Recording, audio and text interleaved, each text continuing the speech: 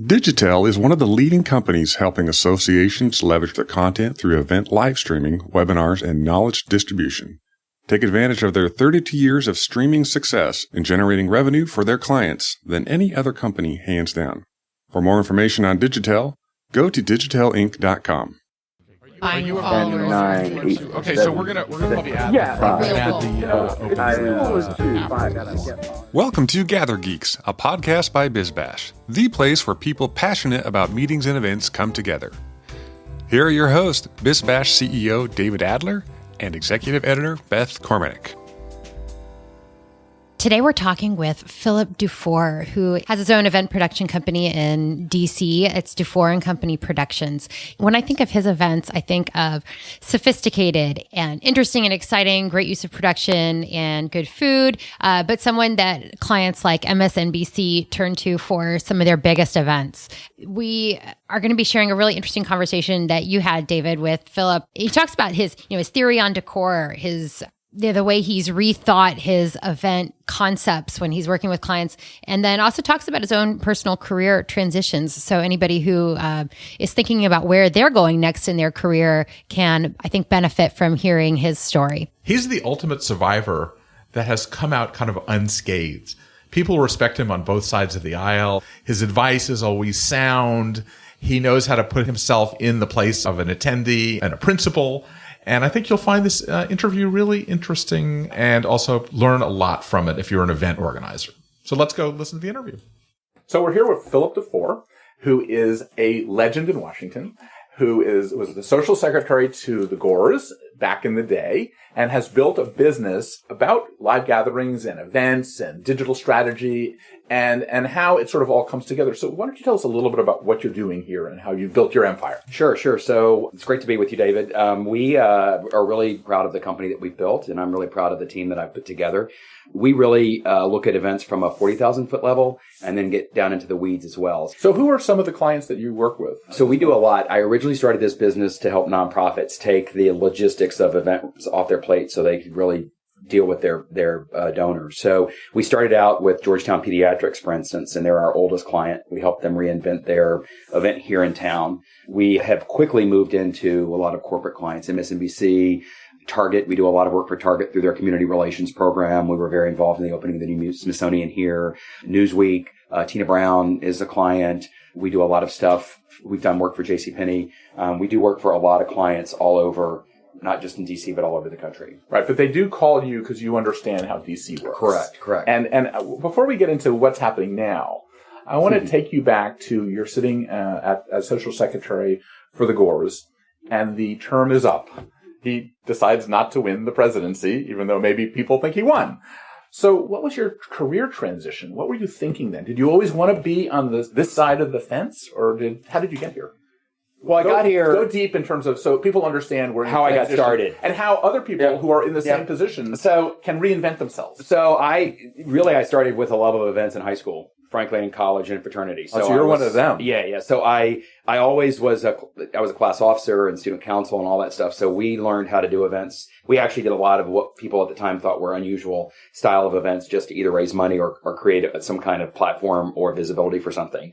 Then I worked on the Hill as a communications director. Wait. Before you do that, go back to high school. Yeah. What was the magic that you saw then? Did you see a certain power in what you were doing that you sort of knew what other people didn't understand? I think I had a brain that has an organizational side to it as well as a creative side. And that seems to be somewhat unusual in this business. But you were in high school. I was in high school. This was like one of the things we right? did, for instance, so we, every class always did a car wash, right? So, car washes were how you raise money to pay for the prom or pay for junior, senior prom or sock hop or whatever you were doing. And I decided that what we should do instead of just hoping people showed up for the car wash is we created ticket books and we actually sold tickets in advance.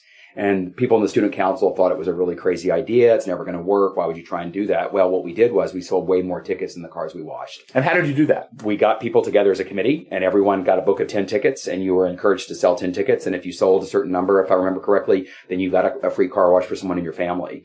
And so we sold at the time, I think, probably a couple hundred car wash tickets, which was unusual, right? Like no one ever washed 200 cars. So how did you use your sort of communication skills to get people excited about the concept? Yes. And is it something that you continue to do today? Yes. Is this part of your magic sauce, your secret sauce? I guess. Yeah. You don't realize, sometimes when you have talent, you don't realize you have the talent. Correct. I would say that. And I think it comes from me from a real, like, genuine, unique place or deep place. It's just kind of, oftentimes we'll go into meetings with clients and I don't typically make a lot of notes, or a lot of it. I find I'm better when I just talk from my gut. Now, some clients, we come in with real prepared proposals and so forth, but by and large, I find my meetings are most successful when I go in with some thoughts in my head, but that I actually really listen to the client. But are you going back to the ticketing from the car wash? It's sort of like ultimately how your brain works? It's clearly a link. Then, I was rush chairman for my fraternity in college, and I did a lot of stuff. What did you do different there? Well, we had a couple big events that we did every year called South Seas, which was a big event that all fraternities did, and it was a big crawfish boil, and we converted the front of the house into literally an island where we brought sand in and built bridges and all kind of stuff. And so we did all these huge banners that I actually created myself that we hung in front of the house, and no one had ever really kind of done that. So, and these were art, because I actually have a degree in graphic design. So I would literally paint these things. But what do you think? I've heard people say that the decor is basically about cues to get people excited to hit the dopamine in your brain. Yeah. Is that, you subscribe to it? Yeah. You may not really realize it that way, but is it? Well, I do. And I also think one of the things that we stress with clients now more and more, and what we really get folks to do, is to create these moments, these reveal moments. So that, going to this dopamine idea, that you show up and you don't know what's behind the next thing you walk around to. So you don't want to give everything away right in the beginning. You want there to be this level of anticipation, and you only create that by making those moments. Right? So this is like the suspense cue. Correct. When you think about how the brain works and how emotion works and everything else. Correct. Like we just did the Michigan State Society's inaugural gala at the American History Museum. And in years past, you literally walked in and they had some tables with some check-in stuff, and that was kind of it. And so what we did was we created this whole space when you walked in, so you didn't really feel like you were walking into the service entrance of the museum. You felt like you were walking into something that looked different. And we created a big wall that all of our check-in team was in front of, and then people had no idea what was behind. And so then you went behind and there was a DJ on a stair platform that they'd never done before. So there was this element, you heard this music that had never happened. And then you went upstairs and there was another band upstairs, and then each level was slightly different. So every time, what we created for people was not only the element of surprise, but then you wanted to pique their curiosity, right? So then they want to go and see what everything else looks like. So there was a Motown area. There was an Americana area that had big postcards. So you're in a sense Michigan. Producing a story or a play or a film every time you're doing something. Correct. And so that's kind of, never thought of it that way, but you are a producer. Yeah, exactly. Okay, so you were you were sitting in Gore's office and you lost, and you didn't, what were you going to do like the next day? Did you have like in your mind? Well, what you may not remember just quickly was, that happened, it was. Yes, that was not exactly quite a while. Short so there was an election, and then it was already December 14th. It was December 13th when the Supreme Court finally made their decision. Right. So quickly what I had to do was actually get them moved out of that house back into their house in Arlington. So there's a lot of that stuff. Frankly, I couldn't really think about what I was going to do next, to be honest with you, because I would have been their social secretary in the White House. I was the first actually person to even have that job for the vice president. There was never a social secretary title prior to me. So I wasn't really sure what I was going to do, to be honest with you. So I stayed with them for about another year, and I was his chief of staff for his PAC. And then I took on Tipper's nonprofit, which was the mental health awareness campaign. And it was supposed to be a temporary couple-month thing that lasted for about a year. Okay. So that gave me a chance to kind of get my stuff together. So a lot of people are going through this right now. Yeah. This is like a real world thing. Yeah. A transition moment. Correct. You've invested so much time and effort and energy into something you not only care about, but you believe in. And and for many people, it's obviously a career path, right? Or a career chart where you could kind of at least see where you were going. So once I got them through their period and their transition, and we did all those things that I did for them, then I started to kind of take a deep breath. I started to come out of a cocoon, kind of. And that's when I went to Elizabeth Glaser Pediatric AIDS Foundation, and I was hired as the director of development. So you actually went to an organization before you started, you went out on your own. Yeah. So a friend from my White House days was vice president of development there. They needed someone to come in to be the number 2 in that department and really take on the events, because at the time, Elizabeth Glaser had very, very high profile events that were, got lots of press, lots of publicity, tons of celebrities.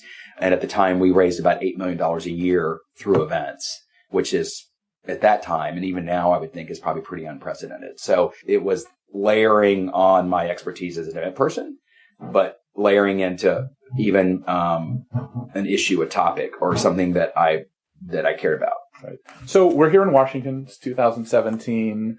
Trump is now sort of firmly in place. The shock is wearing off a little bit.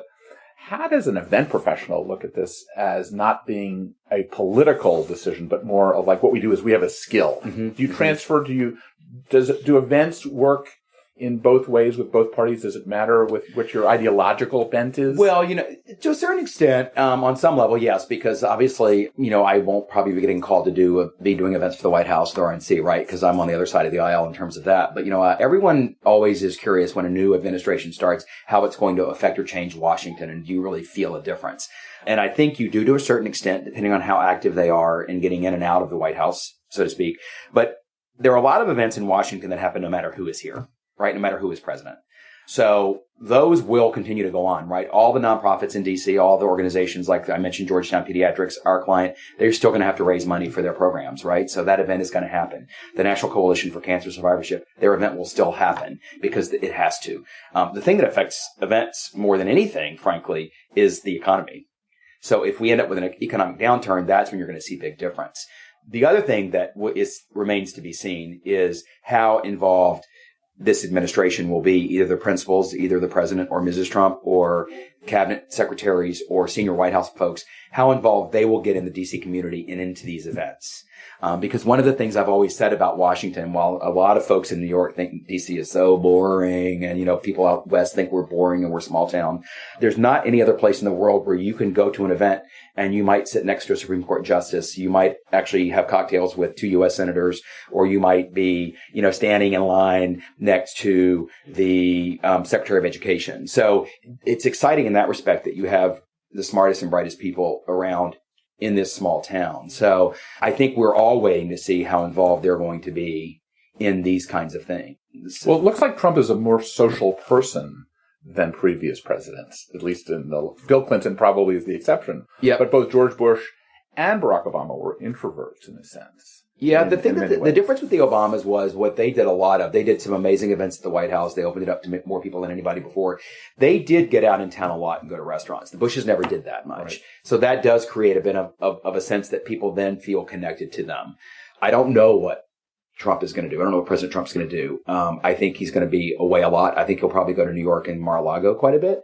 But he's actually, you look at him at Mar-a-Lago, he's like going from table to table, being a social director, which you don't see that happening. Right. Usually by this time, you kind of have a sense of how it's going to happen. The Obamas and the Bushes and the Clintons actually all hosted open houses at the White House the day after their inaugural. Let thousands of people in. The Clintons were the first to do it. They did a lottery. But Trump didn't do that. Trump didn't do that. Yeah. Trump didn't do that. And I'm not saying that's good or bad. It's just, it is what it is. I mean, it's the people's house. So I was surprised by that, considering how he ran his campaign. I was a little surprised that they didn't open it up for people to come through the White House at least, and so the Obamas and the Clintons both sat on the receiving line for, 4 or 5 hours or an extended period of time greeting people off the street. Do you think that Donald Trump will do the receiving lines the way, he's not, doesn't have that kind of attention span. Right. I don't know. I really don't know. It's interesting. I think we're all sort of looking out. Yeah. What about the idea of, he has all these hotels. Mm-hmm. He has the style of these hotels. There's a lot of gold. Mm-hmm. Do you think that will impact his own events, and will that impact Washington events to mimic sort of what the president is doing especially on the Republican side? I don't know. That's a really good question. Maybe their events. I don't know. A lot of the big state dinners that the Obamas did were in big tents, right? Because they were much larger. They did fewer. So you have to build this structure on the lawn, and then you make it look like a room. And so, maybe that is going to be really gilded. He can't do much in the White House itself, in the public rooms anyway. Upstairs they can, but so he's not going to be able to change that. I don't know about how it's going to affect events in the city. I'm trying to think if the Obama's taste affected events more. I know the Reagan's taste did. I think we went from sort of like a lot of grits and from sort of the bigger picture. I remember I was actually around for Lyndon Johnson, and barbecue was the biggest thing ever. Sure. Well, I would say this: I think DC's become much more sophisticated. No matter who's here, right? Like I remember when I first started doing events here. There was one caterer in town, and if you showed up and you saw their truck, you thought it was the best event ever. Yeah, no, I knew that. I could tell the caterer by the hors d'oeuvre. Correct. Like the Ridgewell's correct chicken salad and the tomato. Correct. And nowadays, we have a really deep bench of caterers and event people here. So I would say, and it's interesting because when I do events around the country, I typically take that kind of team with me, like my design builders, my lighting, and if I can bring the caterer, I will, because I think I'm really proud of the bench that we have here in DC. I think we're one of the most robust around the country, and not to be critical of other cities. But I think you have a sophistication level here now that you didn't have. Well, what I've learned in going everywhere is that Washington is a caterer-driven town. The caterers are doing design, helping on the design side, their infrastructure, and they're trusted in that way. Where in other cities, it's the big event designers driving the boat. Correct. I mean, what we've done, we've done with a couple different clients who really have wanted to reinvent their gala. We've really made their events completely something totally different than DC's ever seen before. And that's what does that mean? What has DC never seen before? Well, so for instance, this was a nonprofit that's part of a trade association that for year after year after year, they did a seated dinner for 300 people at the Mellon Auditorium with floral and so forth. So they raised money to do the programs that they execute. And so what we did, the client came to me and said, we really want it to be different. And I hear that a lot. And so you always you say, are you really serious about that? Because oftentimes you get right to the edge and then they pull back because they're nervous. So what we did, we created a completely different kind of event that was really just a big, huge reception that had a 20-minute program, which in DC, as you know, is no way anyone ever does that, where they have 2 members of Congress speak. And then after there is a big band and there's lots more food. So rather than doing tables, what we did for sponsors, like Qualcomm was the big sponsor of that event 2 years ago, we gave them a huge lounge area with charging stations and really great signage, which was more than they would have ever had at a table, right? Because as we know, most of these tables end up getting filled with interns or people go around the office saying, we bought this table tonight. I need 8 people to go. So all these big corporations are thinking they're doing this great thing to influence Washington. Right. And then the right people don't show? Correct. And so how do you solve that? Well, I think, like, for instance, creating this event that we did now that's really fun for them, right? So, all these folks now can come to an event like this one we did for our client where you can come and stay for the cocktail period and leave. You can come and stay for cocktails in the program and leave. You can stay for the whole thing if you want. But we gave everyone opportunities to network. Right. And what happens a lot in DC, and one of the things I've actually tried really hard to get clients to understand is the biggest thing you have at that moment is the power to convene, right? You're the reason everyone's come around this table, supposedly. Yeah. And if you stick them at a table with a 2-hour program, then you've kind of defeated the purpose in the sense that they're not allowed to network, right? You've given them no time. So in part, we've moved a lot to dessert receptions because people show up either late for cocktails or they only have the dessert cocktails. The dessert receptions are part of the Philip Dufour secret sauce? Yeah, well, I'm not sure I can't own it, but we have really gotten a lot of clients out of that box. If you don't have to have a seated dessert, let's get people another 30 or 45 minutes to mingle again and network, because the power in Washington, frankly, I think probably in any city, is this ability to actually connect with people at that event. Right. How about, like, one thing that I found that the out-of-town people are so impressed, I got this senator, I got this ambassador. Mm-hmm. Those people go to something every night. They don't even know who the hell you are. Right? Or there's certain A stars and B stars that you get. How do you really make it so you're impressive with your event from both the attendee point of view and the client point of view and accomplish the goal that you're trying to do? Well, a lot of it, a lot of what we do is we do help with the follow-up, right? So a lot of that, aside from executing a beautiful event, so that was my point to you in DC, and I think where we're slightly different is that because I've been on the other side, because I've been in a White House, I know what it takes to get some of those people here, right? Or there at that event. And I know what it takes to get someone on an invitation, but then we also know how to actually start to make those calls. So it really is about, sometimes the magic just really happens because you get, you get a great ambassador and you get a great, maybe a celebrity, and then you get a great couple members of Congress and everything really works.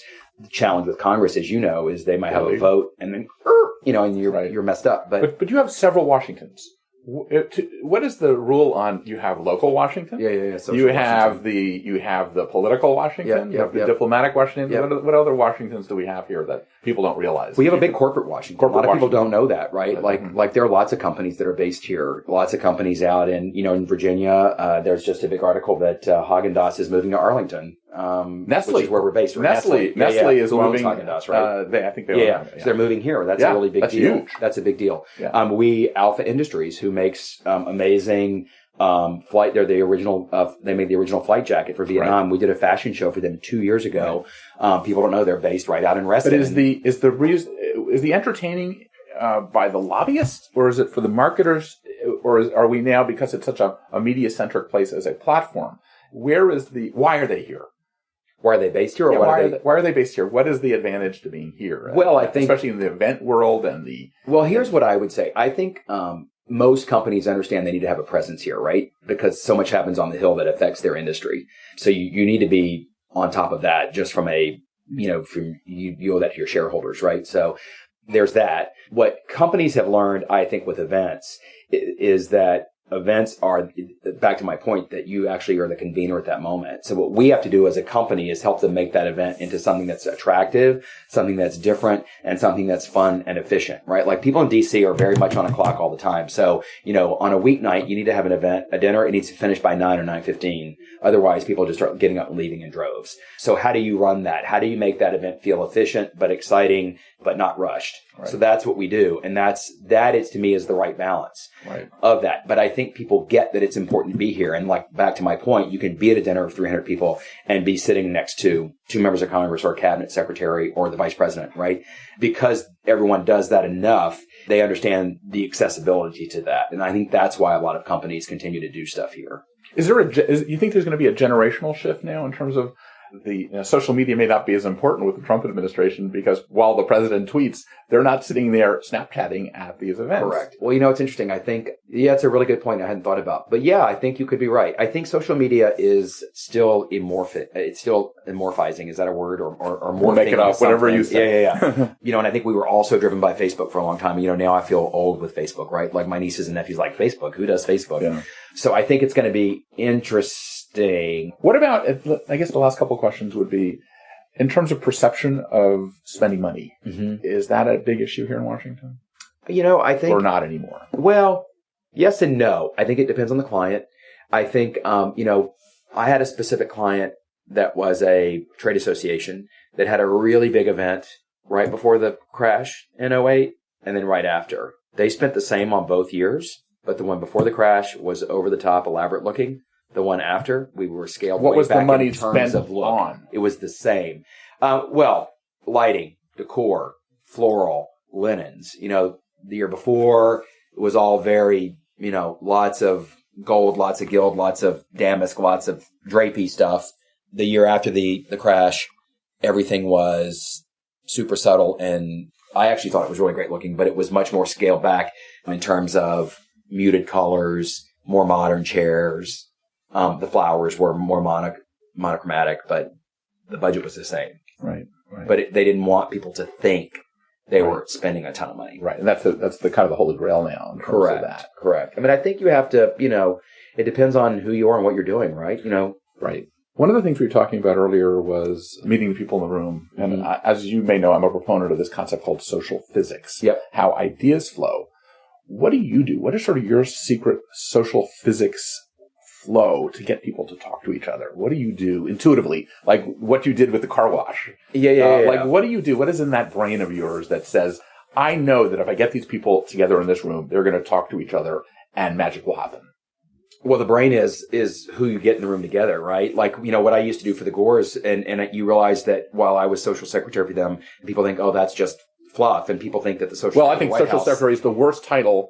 You really are director of engagement. I think it's the most political office of most any administration. So what I used to have to do, for the Gores when we would do these state luncheons, for instance, is it was very critical who you put next to each other at a table, right? So if you have the Secretary of Agriculture at a table, who else you can have that table where policy is being made, right?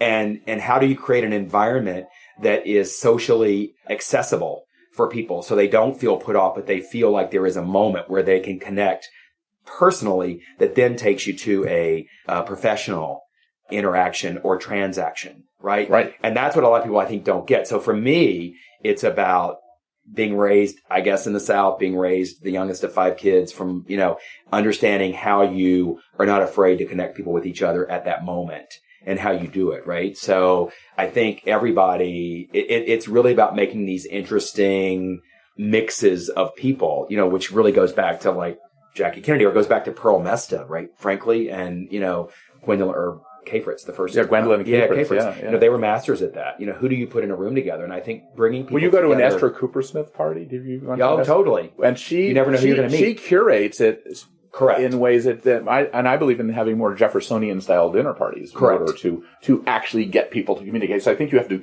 give people permission to talk to each other in many ways. Correct. And I think that's like when I worked for the Gores, that was one of the perfect things that they taught me, actually. And it was the way they intuitively entertained, right?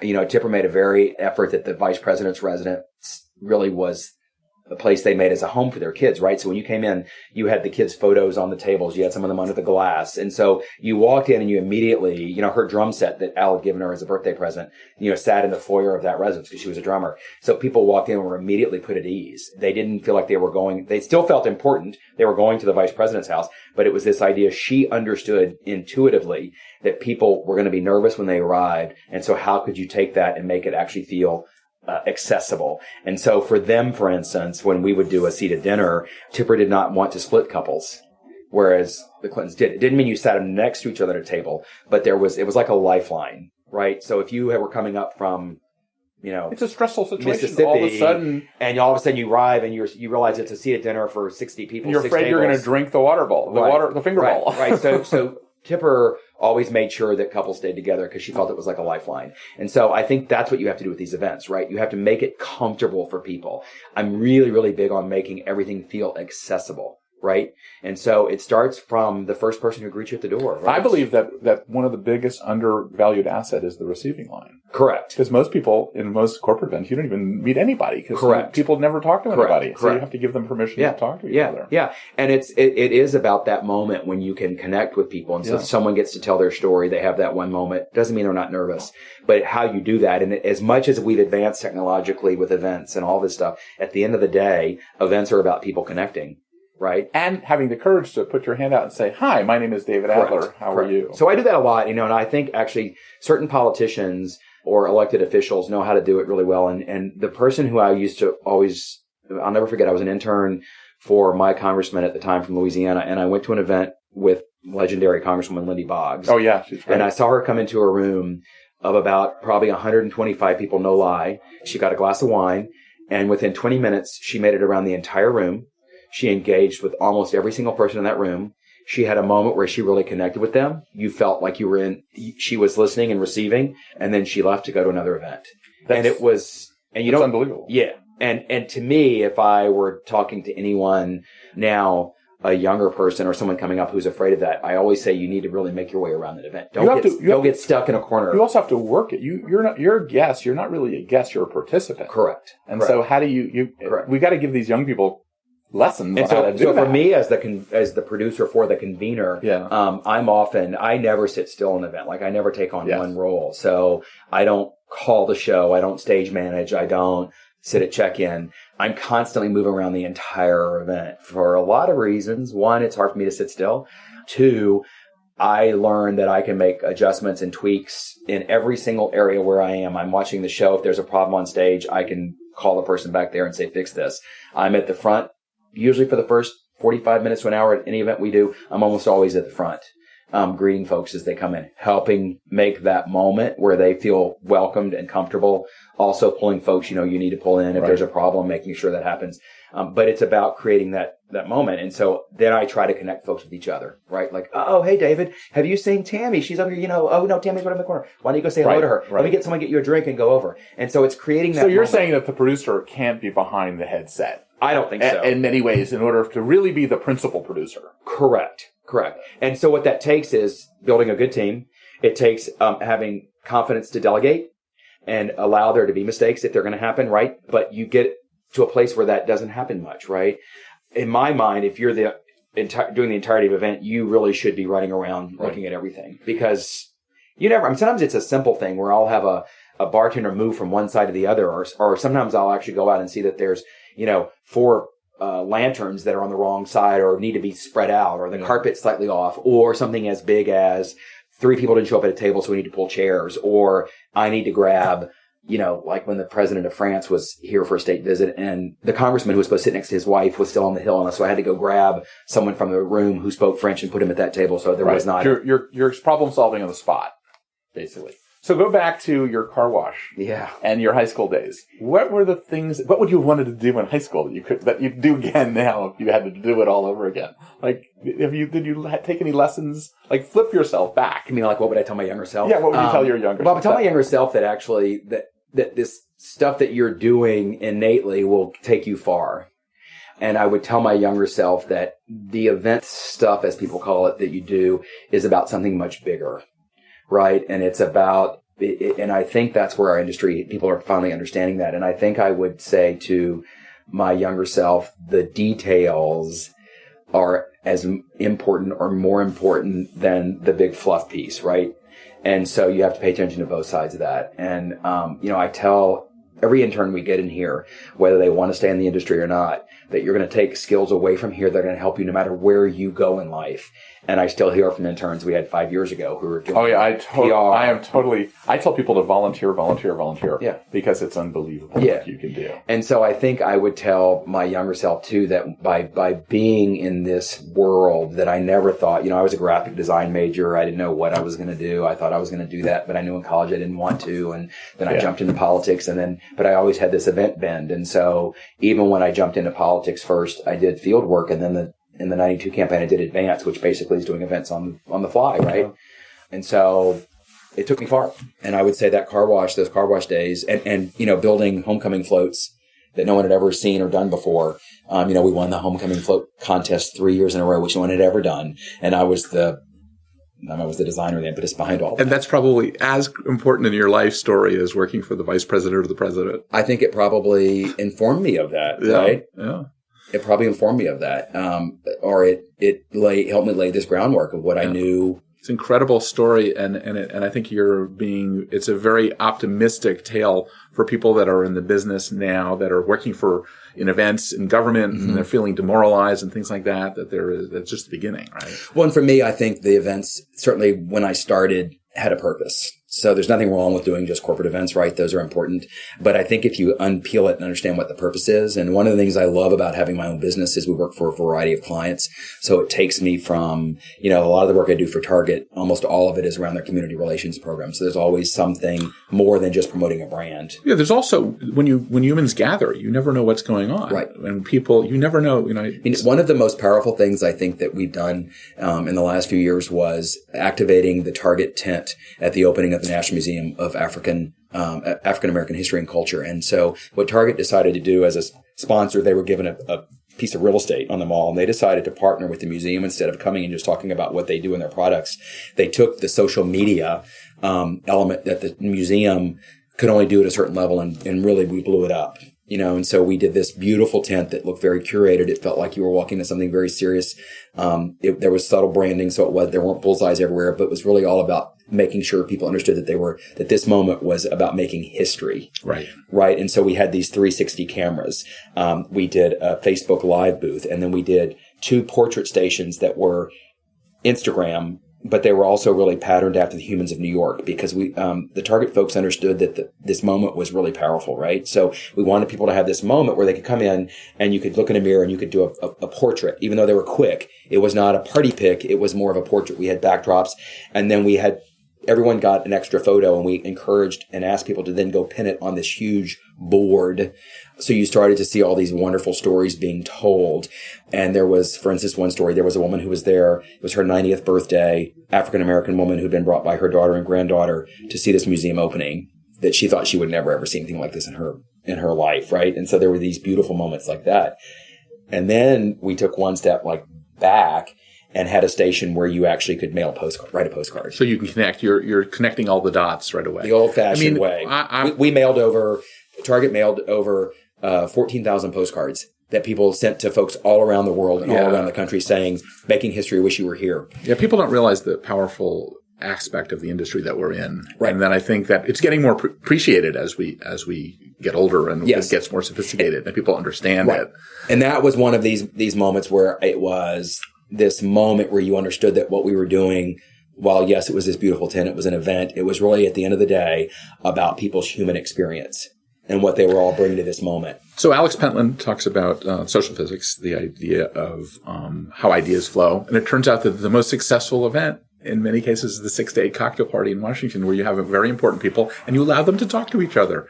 So with that said, Philip, tell us how we can get in touch with you if you want to ask more questions or want to find out more about your firm. Sure. You can go to dufourandco.com, which is our website, and we have an info at dufourandco.com if you want to email me there. You can also call us at the office at 202-298-8650, but email is by far the best. I tell people all the time I'm not in my office a lot because we're out doing events, right? So email us at that number. Someone will always get back to you, or that email address. Great. Thank you so much. This has been totally inspirational and fantastic. Thanks. Cool.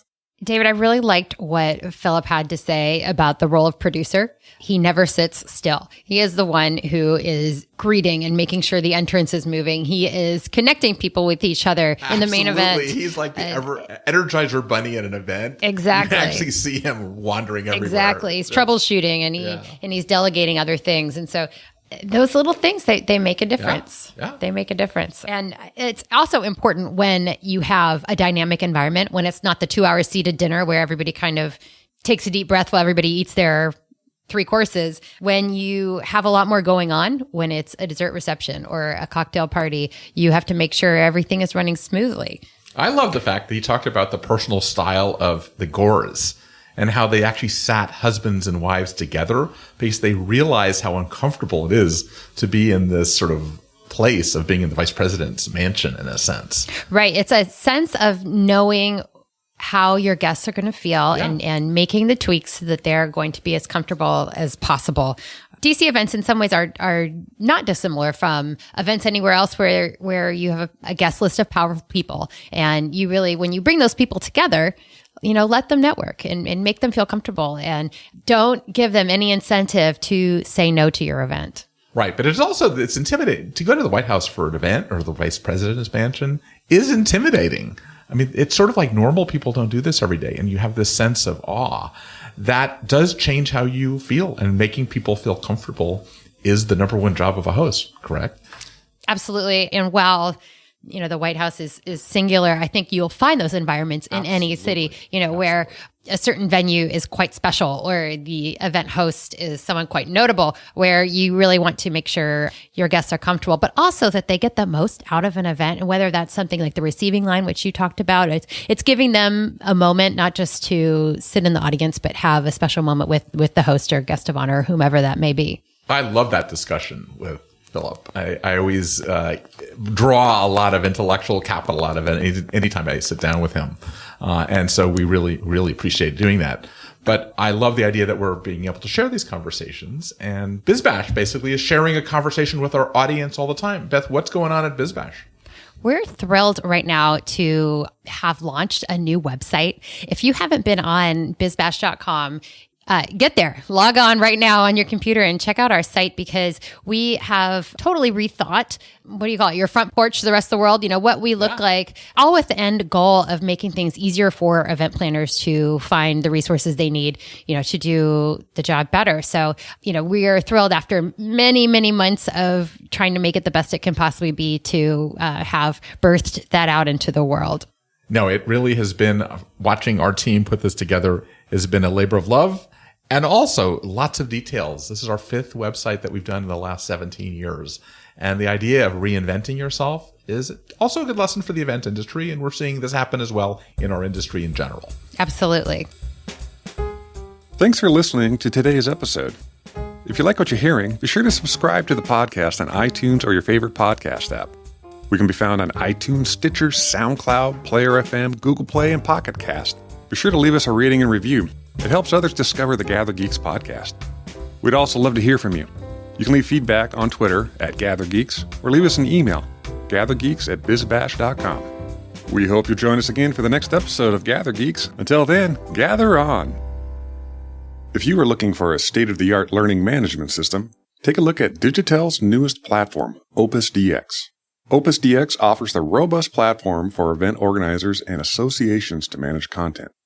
To learn more and schedule a demo, email them at contactus@digitelinc.com. That's contact us at digitellinc.com.